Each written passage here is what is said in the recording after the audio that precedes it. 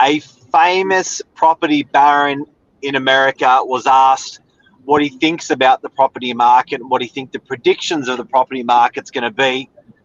And his answer was, it's been a very good property market the last 100 years, and I think it's going to be a very good property market the next 100 years. That was his answer. Here's our property predictions for 2020.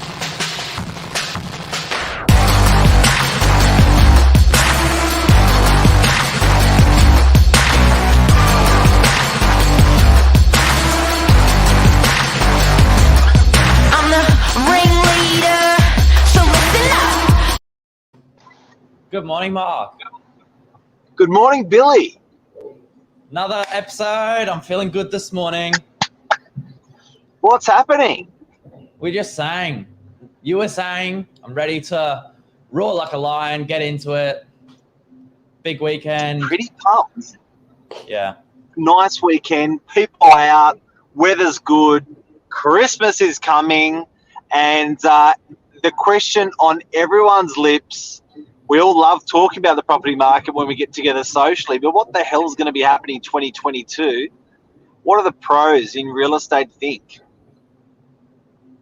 We've seen, you're right, socially everyone's talking about it. There's discussions in the office. We're talking about Christmas. We're talking about finishing up nice and strong before the end of the year. Where should we start? What do you want to start on? Rentals first. Okay. Stock levels are definitely down. There are massively. Yeah. And what we mean by that is it's 1/3 our normal offering that we've had the last 5 or 10 years, the amount of stock we carry as an agency, or for instance as the Northern Beaches carries, it's 1/3 of the stock on the market for rent. Low stock. Very low stock. Morning, Jeff. Jeff Levy. Hope you're well. G'day, bud. Yeah, stock levels are down. People are definitely still looking to move. We've not seen people, shy of putting in vacate notices and finding something that's not working, find something that's better for them, which is interesting because you'd think as we come to Christmas, people would want to sit tight.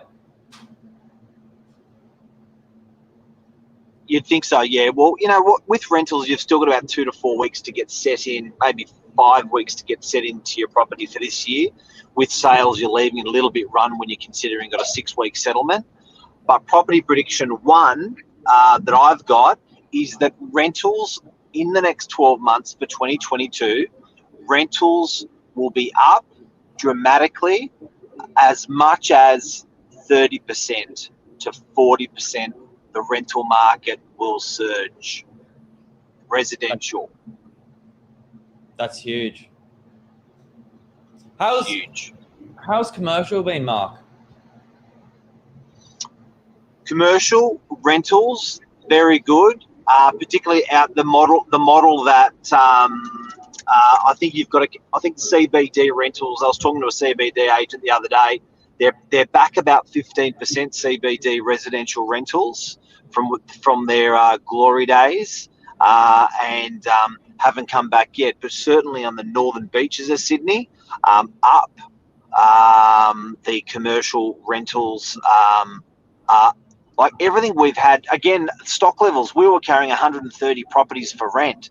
Now we're carrying about 45. That's a change in 18 months. Who would have thought COVID would have been kind to commercial rents? Commercial sales, though, still quiet, and my prediction in 2022 for commercial sales is that they're going to start bumping along and doing well, and commercial rentals, we're going to start bumping along and doing well. Yep. Okay. Let's talk a little bit about houses. We've seen huge growth, massive. Scary. Actually, really, really scary. Can I show you something? Yeah, let's do it. Look at those numbers. They're all in the green. They're all going up. Okay. So let me explain this, ladies and gentlemen. On the Northern Beaches of Sydney, which is probably with this trend is consistent with other parts of Sydney. Brookvale, 54% in 1 year. 1 year from the median price, the value went up 50%. Let me do it in simple dumb numbers. Half of your property value just went up. So if you're in a $2 million house, $1 million is how much you made in the last 12 months. It is incredible. Now, you may think that's Brookvale, but let me read out some other ones. Colorado Plateau, Collaroy, Beacon Hill, Narrowena, Cromer. All of these guys have done about the 50 to 55% capital growth in only 12 months. Yeah. Do you have the numbers there for apartments? I do. Before I move over to that, I want to bring people's attention to something. When you're looking at the numbers, this is one of my secret tricks that I've learned over 30 years of real estate. I look at a thing called a rolling average. A rolling average is how that suburb's performed with all the sales every year for 10 years. So it's nice to look at stuff when you read stuff in the media as quarterly or in the last year, but I love looking at that market long term.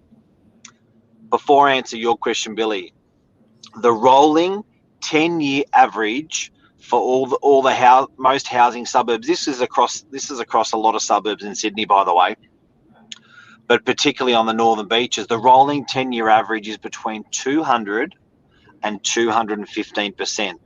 What does that mean? A property that was worth $500,000 10 years ago is now worth $2 million. It's doubled and doubled again. That is a 200% growth. So, Billy, to answer your question, what have units done? I want to tell you what houses have done to finish off on that, and then it's going to start drawing a conclusion that I've drawn for 2022. So when you look at houses and consider, and I'm happy for anyone to throw any other suburbs at us because this is a live show, so throw me in any other suburbs if you want to know the data on them right now.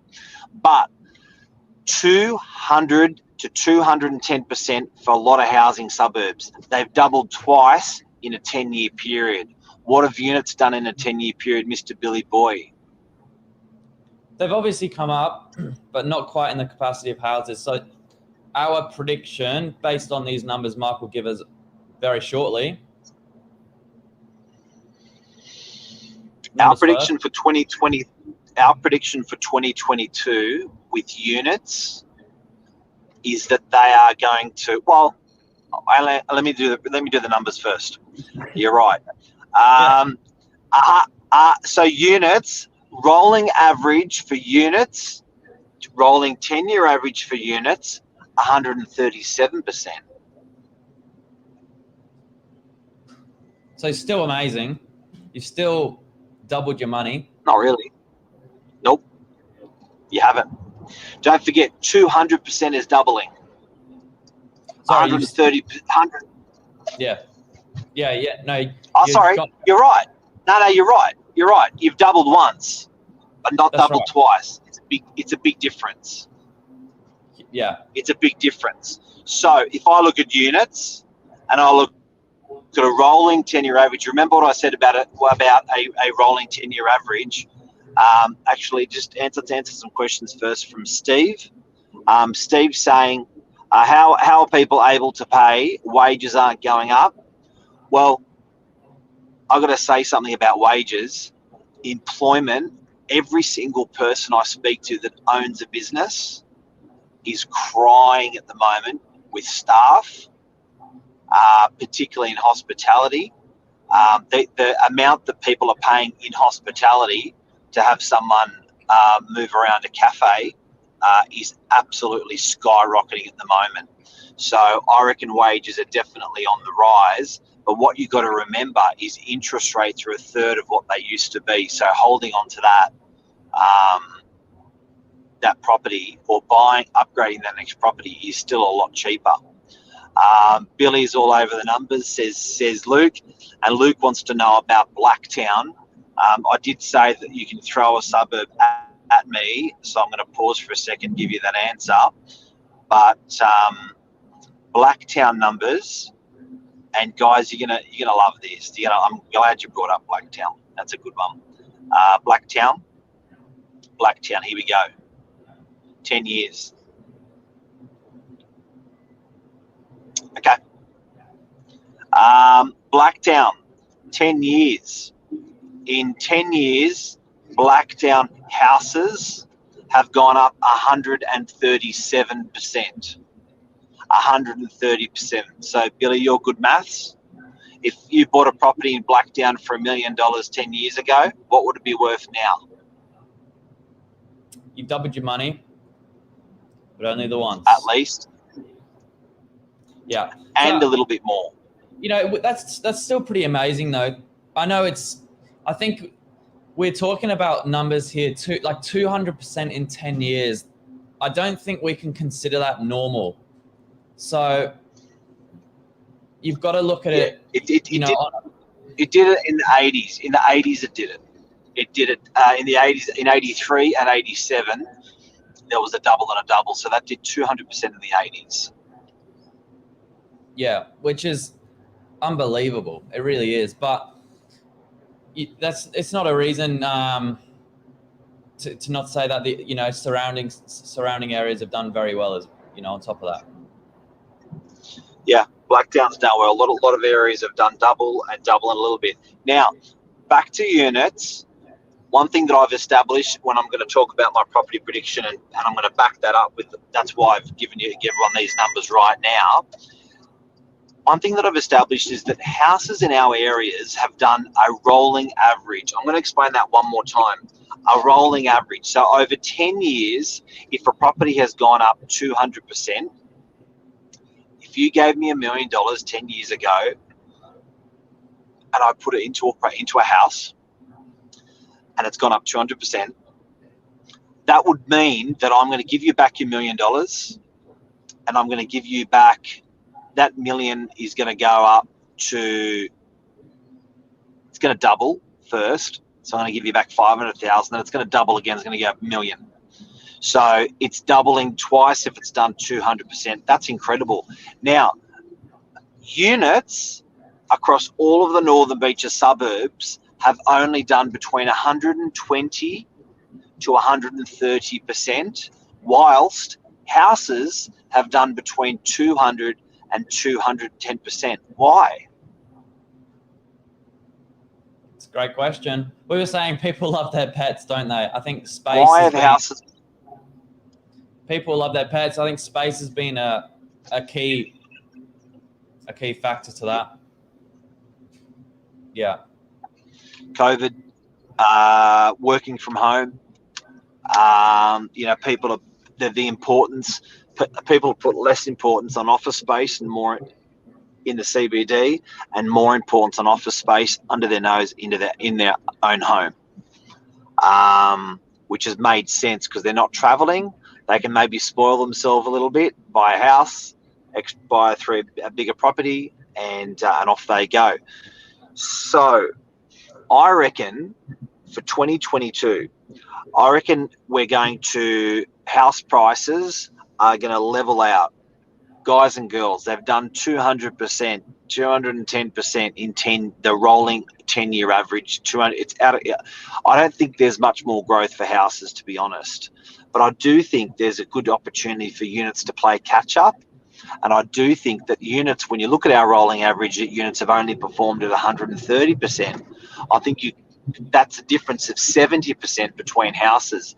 There's never been a difference between, in 50 years, the growth of units and the growth of houses has always been similar across the Northern Beaches of Sydney. Now, I'm saying that because generally the Northern Beaches of Sydney is, it's a pretty consistent suburb. It's a pretty good balance of stock. There's not a lot of new stock coming on the market. There's a good balance between units, houses, and commercial. But that model does work with a lot of parts of Sydney. And if you want to send us the suburb that you're considering, we can do a live run on it and let you know. Now, Steve's got a question as well, Billy. Want to read that out? Yeah, rates have gone up. Market can't keep doing this. Banks are tightening lending rules. What do you reckon? I was talking to another one of the sales agents in the office about banks tightening lending rules. His opinion was that it's not quite as tight as everyone's making it out to be. What do you reckon, Mark?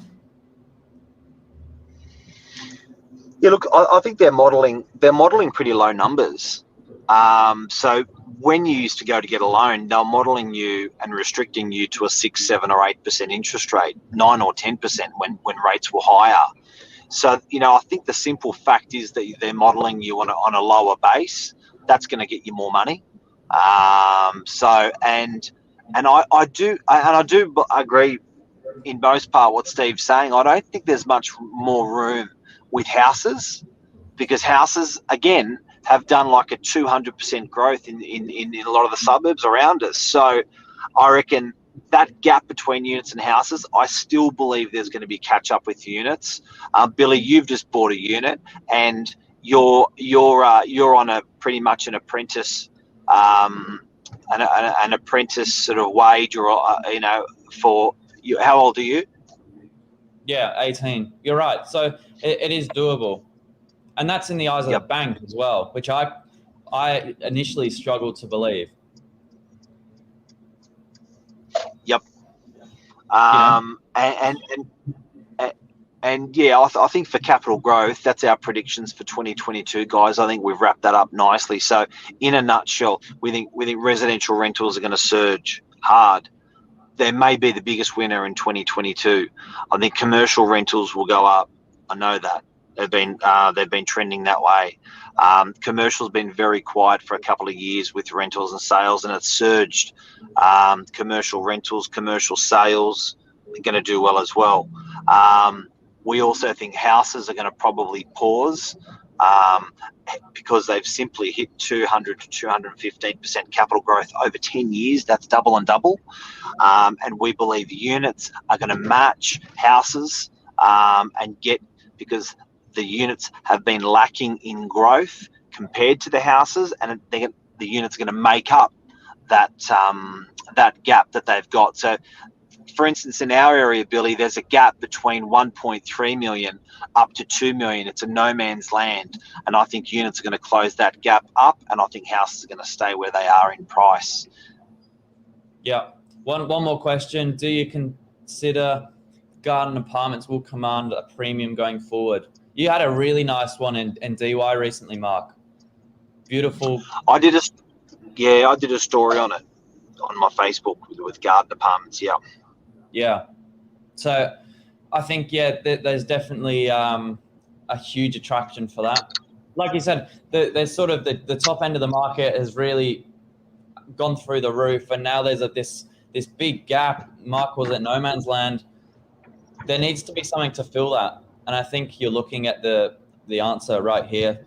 A big 3-bedroom garden apartment, that's almost as good as, for some people, a house. Yeah, and it's more consistent with that COVID. The reason, don't forget, guys, and Wendy, don't forget that I've got a bad connection with Wendy this morning. Sorry, Wendy. Don't forget the simple fact why houses have performed better through COVID. It's because people have that necessity for more out of their property, whether it's a study, an office, a bedroom, or just that little bit more, because they're at home more. I think a courtyard unit definitely offers that. If you want to get more out of your property, if you want to simulate your property to be more like a house, well, a courtyard will do that. Not only that, but a courtyard will do children when a young couple have their first and second child, and also if it's a single mum, they can do a courtyard unit if they're going half with house proceeds. And also, if you're a retiree, it's the natural progression to get a courtyard unit, because you don't want to get anything too small when you sold your house down. But that's a show. That's it. Big week ahead. Yeah. Big week. Billy, thanks for this morning. Thank you, Mark. We've got another good one coming up, guys. We're going to talk about population and where that's going. So stick around for another one, maybe tomorrow. tomorrow. And also, can I just shout out, today's episode was brought to you by Inspect AU. These guys wrote to us. We did an interview a year ago with Vic Larusso, greatest auctioneer in Australia, does the radio weather as well in the helicopter. Vic and I were talking about the cliff. Do you remember this? The cliff of COVID, that there was property prices were going to bust when we came out of lockdown second last time. And people were worried in September last year the property market was going to shit itself. Vic and I did a piece called What's Happening with Auctions, and they wrote to me, I think, Mark, this is one of the greatest masterpieces from Novak. I remember this so vivid, the conversation about the market going down and what's going to happen. We nailed it.